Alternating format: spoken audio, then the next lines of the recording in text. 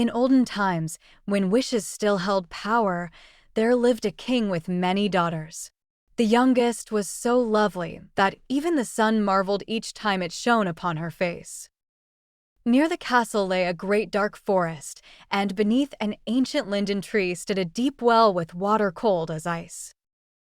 On hot summer days, the young princess would go into the forest and sit by the well's edge. To amuse herself, she would toss a golden ball into the air and catch it, her most treasured plaything. One afternoon, the ball slipped from her grasp and rolled straight into the water, vanishing into the shadowy depths. The princess began to weep, her cries growing louder and louder. What troubles you so, princess? Your weeping would move a stone to pity. She turned and saw a frog with his thick, ugly head poking from the water. Oh, it's only you, old water splasher. I'm crying because my golden ball has fallen into the well. Dry your tears. I can help you, but what will you give me if I fetch your plaything? Whatever you desire, dear frog. My fine clothes, my pearls and jewels, even the golden crown I wear. I care nothing for your clothes or jewels or crown, but if you will let me be your companion and friend, sit beside you at table, eat from your golden plate, drink from your cup, and sleep in your bed. If you promise me this, I will dive down and bring back your ball. Oh yes, I promise. She said quickly, thinking the foolish frog could never leave his well anyway. The frog immediately plunged beneath the surface and soon returned with the golden ball in his mouth. The princess snatched it joyfully and ran toward home, paying no heed to the frog's calls to wait for him. The next evening, as the princess sat dining with her father and the court, something came creeping up the marble stairs, plip, plop, plip, plop. Then came a knock at the door and a voice calling. Youngest daughter of the king, open up and let me in. Don't you know what yesterday you promised by the water's rim? The princess ran to see who was there, but when she opened the door and saw the frog, she slammed it shut in fright. What frightens you, my child? Is there a giant at the door? No, father. Only a disgusting frog. Yesterday when I was playing by the well, my golden ball fell into the water. The frog retrieved it, and I promised he could be my companion.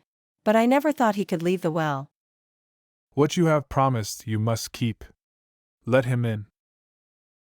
The princess opened the door, and the frog hopped after her to her chair.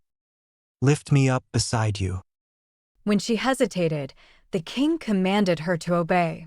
Once seated, the frog said, Now push your golden plate closer so we may eat together. She did so, though every bite stuck in her throat. The frog ate with relish, but the princess could barely swallow. At last he said, I have eaten my fill and am weary.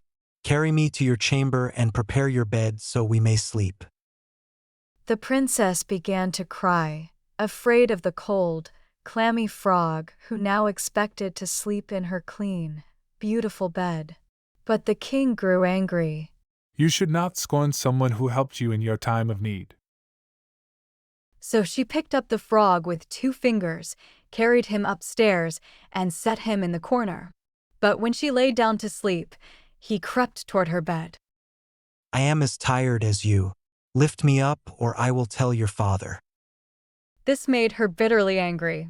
She seized the frog and hurled him against the wall with all her strength. Now you shall have your rest, you loathsome creature. But when he fell, he was no longer a frog, but a prince with kind, beautiful eyes. He told her that a wicked enchantress had cursed him, and only she could have freed him from the spell. By her father's wish, he became her dear companion, and they would journey together to his kingdom come morning. When dawn broke, a magnificent carriage arrived, drawn by 8 white horses with golden reins and plumed heads. Behind stood the young prince's servant, faithful Henry, who had grieved so deeply during his master's enchantment that he'd bound 3 iron bands around his heart to keep it from bursting with sorrow. Faithful Henry helped the prince and princess into the carriage, then took his place behind. They had not traveled far when the prince heard a loud crack, as if something had broken. Henry, I fear the carriage is breaking. No, master, it's not the carriage frame, but a band around my heart, that ached with such bitter pain while you sat in the well apart, while you lived as a frog. Twice more a cracking sound rang out, and each time the prince thought the carriage was splintering. But it was only the band springing free from faithful Henry's heart, for his beloved master was rescued and happy at last. Thus the Frog King became a prince, and through his faithful servant's devotion, the spell was truly broken.